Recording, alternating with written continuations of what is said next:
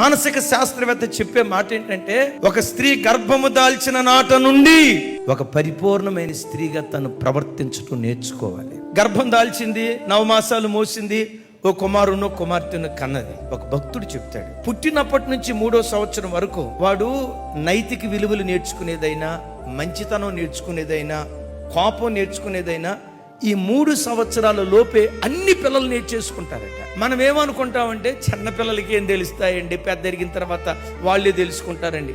అందుకనే దేవుని వాక్యం ఏమంటుందో తెలుసా? బాలుడు నడవవలసిన త్రోవను వానికి నేర్పు, పెద్దవాడైన తర్వాత వాడు దానిలో నుండి. ఎప్పుడు నేర్పాలి? వాడు బాలుడుగా ఉన్నప్పుడే వాడికి నేర్పాల్సినవన్నిటిని తల్లిదండ్రులు నేర్పాల్సిన బాధ్యత ఉంది. 3 సంవత్సరాల లోపే అన్నీ నేర్చుకుంటాడట.